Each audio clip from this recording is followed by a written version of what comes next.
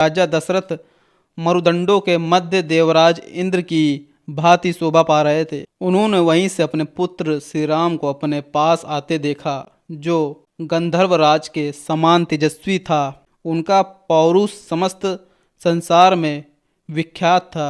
उनकी भुजाएं बड़ी और बल महान था। वे मतवाले गजराज के समान बड़ी मस्ती के साथ चल रहे थे। उनका मुख चंद्रमा से भी अधिक कांतिमान था। श्री राम का दर्शन सबको अत्यंत प्रिय लगता था। वे अपने रूप और उदारता आदि गुणों से लोगों की दृष्टि और मन आकर्षित कर लेते थे। जैसे धूप में तपे हुए प्राणियों को मेघ आनंद प्रदान करता है, उसी प्रकार वे समस्त प्रजा को परम अभ्युदय प्रदान करते थे। आते हुए श्री रामचंद्र जी और एक टक देखते हुए राजा दशरथ को तृप्ति नहीं होती थी। सुमंत्र ने उस श्रेष्ठ रथ से श्री रामचंद्र जी को उतारा और जब वे पिता के समीप जाने लगे तब सुमंत्र भी उनके पीछे पीछे हाथ जोड़ते हुए गए। वे राजमहल कैलाश शिखर के समान उज्जवल और ऊंचा था। रघुकुल को आनंदित करने वाले श्री राम महाराज का दर्शन करने के लिए सुमंत्र के साथ सहसा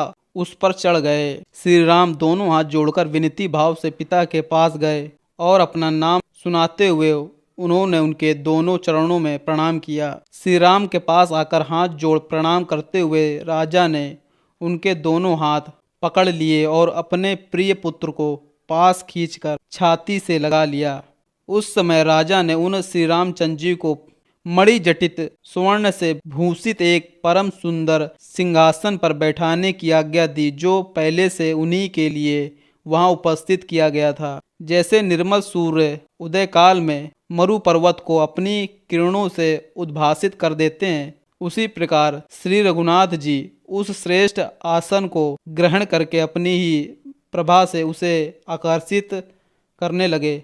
उनसे प्रकाशित हुई वो सभा भी बड़ी शोभा पा रही थी। ठीक उसी तरह जैसे निर्मल ग्रह और नक्षत्रों से भरा हुआ शरत काल का आकाश चंद्रमा से उद्भासित हो उठता है, जैसे सुंदर वेशभूषा से अलंकृत हुए अपने ही प्रतिबिंब को दर्पण में देखकर मनुष्यों को बड़ा संतोष प्राप्त होता है, उसी प्रकार अपने शोभाशाली प्रिय पुत्र उन श्री राम को देखकर राजा बड़े प्रसन्न हुए। जैसे कश्यप देवराज इंद्र को पुकारते हैं, उसी प्रकार पुत्रवान